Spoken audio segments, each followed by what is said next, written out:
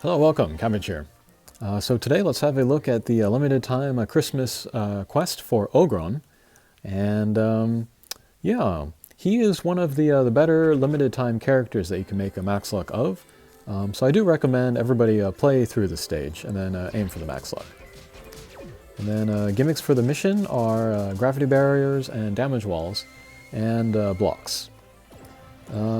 There are not a lot of characters with both no gravity barrier and no damage wall, so I would pick no gravity barrier if I had to pick one. Yeah, the damage walls, they can be avoided if you are careful. And to talk real quick about my team, I'm using a PCG3 Ascension, and he has no null abilities, but he does have an 8-turn null everything strike shot. Which basically counts as no gravity barrier, no damage wall every other turn. Next I am using Cholsen, the evolution version I think, and she is a Pierce with a null gravity barrier, and yeah, she's the only green extreme drop monster with a Pierce and null gravity barrier. The other one is Circuit. But her HP was so low that I decided to go for Cholsen instead. Okay, next up I'm using Niburengen, Evolution I believe. She is a Pierce with both no gravity barrier and null damage wall, so she'll be pretty mobile. And then finally I'm using the new Kushinada Zero. She has no gravity barrier and no block. And yeah, having no block is not super necessary for this mission, but I just thought it would be fun to bring her in, so there she is. Okay, so as we can see, gravity barriers and blocks on this stage, so we'll try to, of course, just get in there and then take out the boss. However, I find that the entire mission is played more easily if you end every level with your guys towards the top of the screen. So if possible, maybe 2 guys lower half of the screen, 2 guys in the upper half, just so that we have an easier time with the next stage. Okay, so there is Kushinada Zero's nice lock-on trident laser. It's pretty cool and pretty strong. And yeah, this is what I was talking about, wanting to keep my guys towards the top of the screen. It's because the boss is up there and then blocked by the blocks. So if we had our guys up there, we could just go after him directly. And then, of course, take out the anti-bounce guy with my Pierce guys. The thing is, though, is that there's the Frozith down there on the lower half of the screen. And if we take him down, then the boss begins to move. In this case it works out for us because our guys are on the bottom and he kind of comes to us. But as you can see, the damage wall comes out, which makes things a little bit more complicated for us. And then also in the boss stages, if we take down the Frozith, Ogron will become angry and then get a multiplier to his attack. So that'll make it much more difficult to beat the quest. He doesn't get angry on the mini-boss stage, though. This is just kind of like a preview of what's going to happen. Okay, so here we are in the boss stage. And same idea here, boss towards the top, and then the Frozith at the bottom. And so if I had beat the earlier stages with my guys ending at the top of the screen, then I'd still be at the top of the screen here, and then that would make it more easy to pass. But anyways, I'm going to try to move my guys towards the top of the screen and away from the Frozith down there. And then another reason that I want to stay away from the bottom of the screen is that there are these snowmen with the skull marks on them. And if I take them down, then they're replaced by these Smydras. And they have kind of a powerful laser attack that goes up and down. So yeah, lots and lots of reasons to want to stay at the top of the screen. Alright, just so that we do not hurt the Frozith, we will use a Cholsen Strike Shot, Tackle Strike Shot to stick to and take out the red Smydra. And then Niburengen here will just do damage to the boss. And then Kushinada Zero here will try to kind of wedge in between the drone and then the anti-pierce guy, or get a match on the anti-pierce guy to stick to kind of a higher area in the level.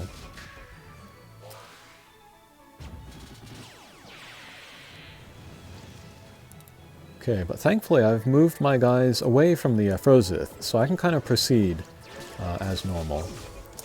And then here I missed Cholsen's strike shot, or gauge shot, so that she would not get null gravity barrier, and so get stuck in the gravity barrier, and have less chance of coming back down and taking out the Frozith. Alright, but we're looking okay here. We're in a better position, and then we have a gold heart ready.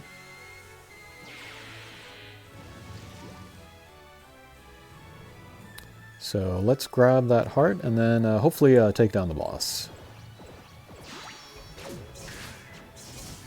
Okay, perfect.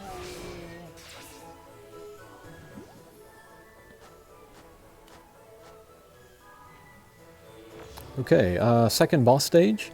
And for some people, this is the most difficult stage for people. And it's kind of how to use the blocks. So as you saw there with the PCG3, I used a very shallow angle and I kind of like zigzagged across. And that made it very easy for me to get under the blue demon and take him out.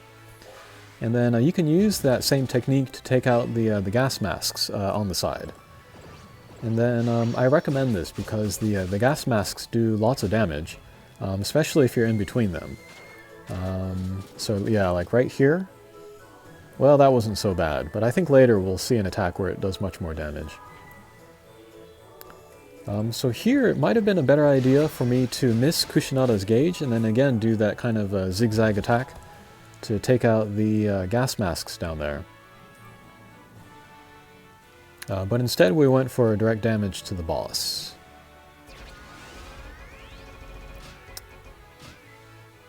Alright, so there I attempted to do it with the PCG3. Didn't get the angle quite right though, so we just got in a regular bound.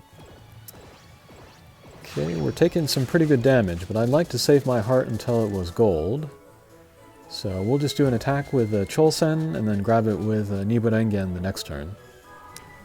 Kind of a risky move, but it turned out.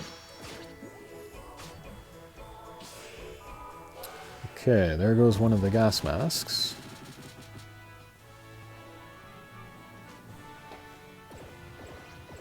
Okay, so here I'm going to miss Kushinada's gauge to deactivate null blocks so that she can kind of wedge in there. And then she has a null gravity barrier off the gauge, so she'll have it no matter what. So that's why that worked out.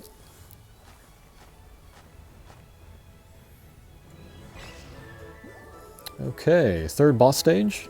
And this one's pretty similar to the first boss stage, where there is the Frozith. If we take down the Frozith, the boss will get angry, so we'll leave Frozith alone. And then there are the 3 snowmen down there that summon Smydra if they are taken down. So I am going to miss Niburengen's gauge, and then also get slowed down in the anti-pierce guy, so that Niburengen can maintain position up there. And then, yeah, with my other characters, I will just take down little guys. And not too much PCG3 can do, so we'll just take out the snowman. And just in case, we'll use a strike shot so that we don't take damage from the damage wall.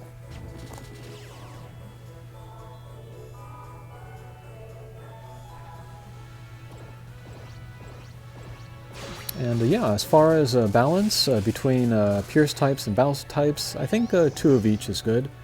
Or even 1 pierce type. Just because there are anti-bounce types, anti-pierce enemies. And then there are areas where pierce monsters do better, and then areas where bounce monsters do better. So I think a good balance is best.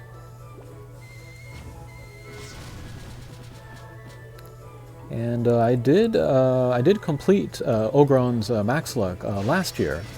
And of course, then I didn't have as good a selection of monsters. I looked back through my archives. This was before I was making videos, actually, but I looked back at the team that I used, And it was Tiger 1X and Soulwing X, Audio, and Kufurin.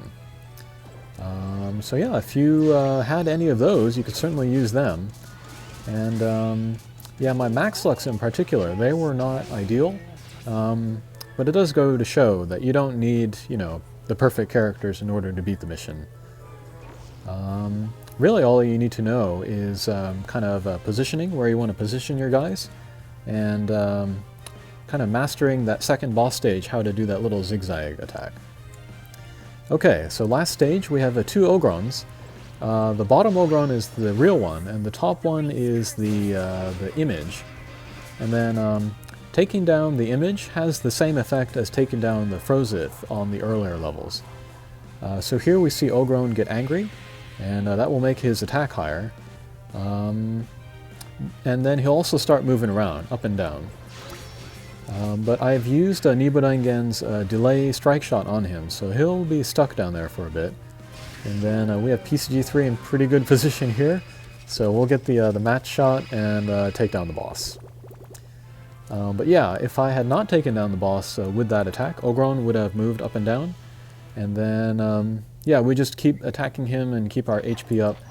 And then maybe use Kushinada Zero's strike shot to get some plasma around Ogron, while Ogron is in the middle of the screen.